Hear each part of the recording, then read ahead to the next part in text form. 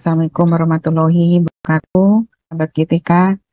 Senang sekali pada siang hari ini saya bisa bertemu dengan Bapak Ibu Guru selaku sahabat GTK. Bapak Ibu, pada kesempatan siang hari ini adalah merupakan kesempatan yang sangat berharga menurut saya, di mana kami dari Kemendikbudristek bisa menyampaikan terkait dengan kebijakan-kebijakan terbaru, di mana dalam seri webinar ini adalah khusus terkait dengan beban kerja guru di dalam pelaksanaan kurikulum. Saya akan tayangkan paparan terkait dengan beban kerja guru. Baik, Bapak Ibu, sebagaimana kita ketahui di dalam implementasi kurikulum pasti sangat berkaitan erat dengan beban kerja guru. Ya, di dalam kurikulum yang baru, bagaimana beban kerja guru dari masing-masing guru yang sudah punya sertifikat pendidik untuk mata pelajaran tertentu. Lanjut.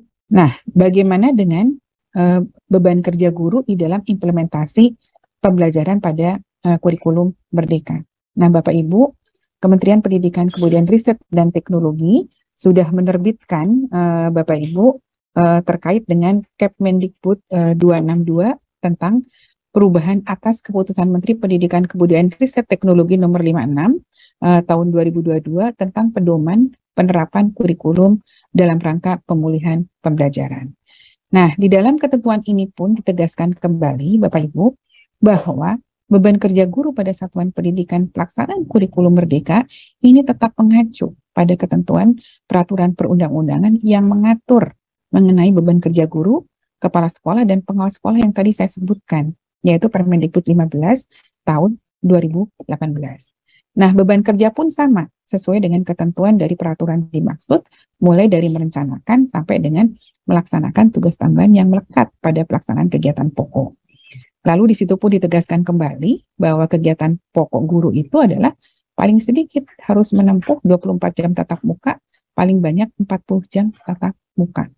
Lalu bagaimana perhitungan kegiatan pokoknya? Di dalam Kepmen pun ditegaskan, Bapak Ibu, paling tidak kepala sekolah itu menghitung berapa sih kebutuhan jam tatap muka di dalam 1 tahun bagi satu orang guru.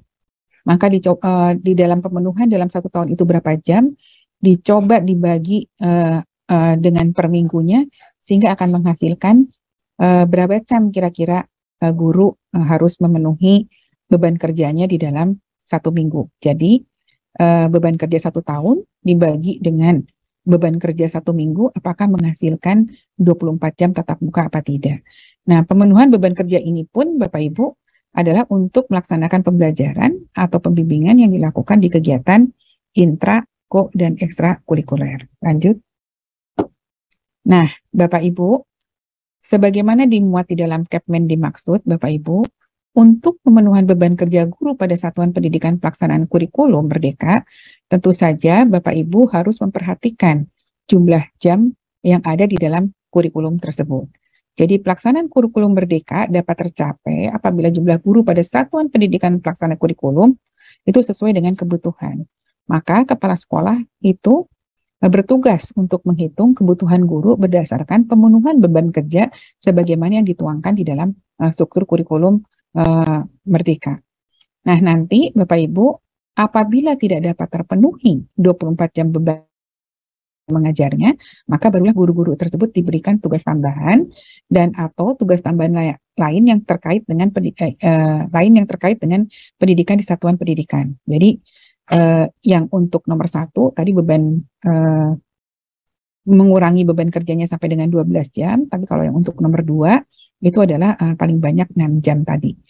Nah, di samping itu juga bagi guru-guru berdasarkan Kepmendikbud 262 yang bertugas sebagai koordinator proyek penguatan profil pelajar Pancasila, itu pun diakui pengurangan beban mengajarnya. Lanjut. Lalu apa sih sebenarnya tugasnya dari koordinator proyek profil Pancasila ini? Nah, Bapak Ibu yang ditunjuk nanti sebagai koordinator proyek, maka bertugas mengembangkan kemampuan ataupun kepemimpinan dalam pengelolaan proyek penguatan profil pelajar Pancasila di masing-masing satuan pendidikan. Dan bagaimana juga Bapak Ibu yang ditunjuk nanti mengelola sistem yang dibutuhkan oleh pendidik sebagai fasilitator proyek penguatan profil Pancasila. Di samping itu juga koordinator ini bertugas memastikan kolaborasi pembelajaran itu terjadi di antara pendidik dari berbagai mata pelajaran. Karena proyek ini bisa merupakan gabungan dari berbagai mata pelajaran, oleh karenanya koordinator ini harus memastikan kolaborasi pembelajaran terjadi di antara para pendidik yang mengampu masing-masing mata pelajaran tadi. Dan juga bagaimana koordinator ini memastikan tujuan dan asesmen pembelajaran yang diberikan sesuai dengan capaian profil pelajar Pancasila dan juga kriteria kesuksesan yang sudah ditetapkan. Dan nanti bukti dari pelaksanaan tugasnya, koordinator itu harus menyampaikan surat tugasnya, harus menyampaikan program dan jadwal kegiatan sebagai koordinator proyek, dan juga harus menyampaikan laporan hasil kegiatan koordinator proyek penguatan profil pelajar Pancasila. Lanjut. Nah ini Bapak Ibu, perhitungannya tugas tambahan sebagai koordinator proyek. Jadi untuk setiap rombel itu dapat diakui 2 jam gitu. Dan paling banyak setiap koordinator itu mengampu 3 rombongan belajar. Jadi nanti akan ada pengakuan beban belajarnya sampai dengan 6 jam pelajaran. Nah di samping itu Bapak Ibu, di dalam kurikulum Merdeka ini, jadi setiap 36 peserta didik ini pelajaran pilihan, kalau seandainya ada lebih dari 36 dalam satu kelas, maka dia dapat membuka rombongan belajar baru. Di samping itu juga untuk pilihan kelas 11 dan kelas 12 ini tidak ada syarat minimum peserta didik untuk membuka atau menawarkan mata pelajaran baru. Nah, di samping itu Bapak Ibu, dalam hal terdapat guru-guru mata pelajaran seni dan prakarya atau mata pelajaran dari kelompok pilihan SMA atau MA, ataupun mata pelajaran pilihan dari SMA MAK yang telah diberikan tugas tambahan lain, apakah itu sebagai wali kelas ataupun itu sebagai koordinator proyek, akan tetapi tetap tidak dapat memenuhi 24 jam tatap muka, maka bagi guru-guru tersebut, apabila ketika dia sebagai pelaksana kurikulum 2013 telah memenuhi beban mengajar paling sedikit 24 jam, maka dia tetap diakui memenuhi beban mengajar 24 jam. Jadi sekali lagi, kalau ada guru, Bapak Ibu, dari guru-guru yang 1, 2, 3 ini, guru seni prakarya, mata pelajaran kelompok pilihan, atau mata pelajaran pilihan di SMK atau MAK, dia walaupun sudah ditunjuk sebagai koordinator proyek ataupun tugas tambahan lain, tapi tetap tidak bisa memenuhi 24 jam tatap muka per minggu karena perubahan struktur kurikulum, maka guru tersebut tetap dapat diakui memenuhi 24 jam tatap muka jika pada pelaksanaan pembelajaran kurikulum 2013 itu telah memenuhi beban paling singkat 24 jam tatap muka per minggu. Lanjut.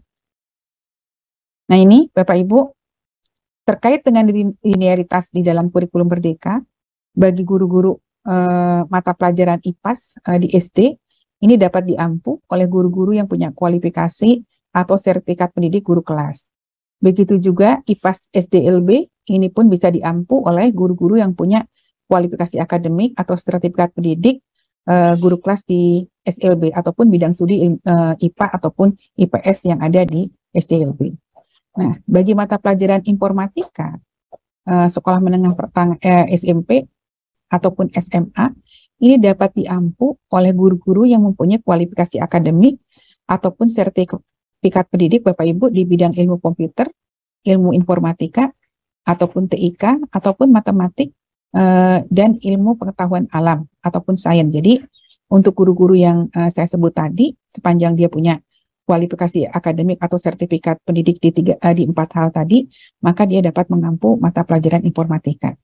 Nah, mata pelajaran IPA dalam struktur kurikulum pada SMA atau MA atau bentuk lain yang sederajat di kelas 10, itu dapat diajarkan oleh guru-guru dengan kualifikasi akademik sarjana ataupun sertifikat pendidik guru fisika, guru kimia, atau guru biologi untuk guru-guru pada mata pelajaran IPA.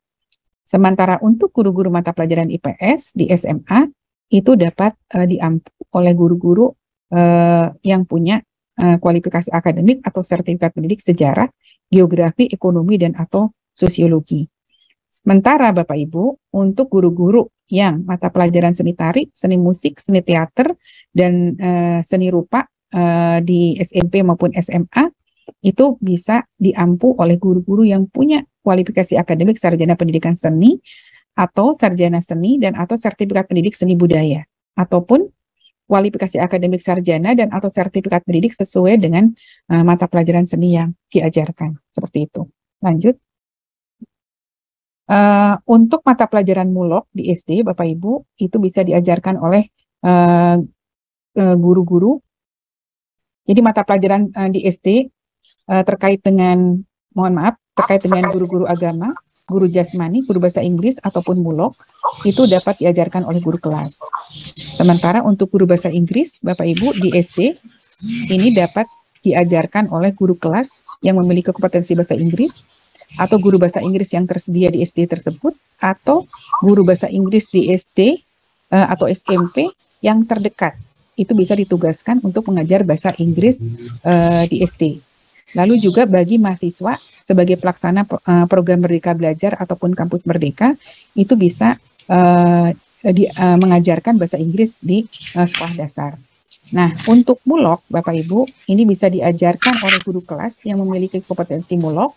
Bisa juga guru mulok itu diajarkan oleh guru-guru muatan lokal yang ada di sekolah tersebut, ataupun guru mulok ini bisa diajarkan oleh guru SD, SMP, atau SMP terdekat yang ditugaskan, yang akan diakui beban kerjanya. Jadi kalau ada sekolah-sekolah di sekitar ingin mengajarkan mulok di satuan pendidikan tersebut, maka ini diperkenankan. Begitu juga untuk mahasiswa-mahasiswa yang sedang melaksanakan program Kampus Merdeka, maka itu pun bisa mengajarkan mulok di sekolah tersebut.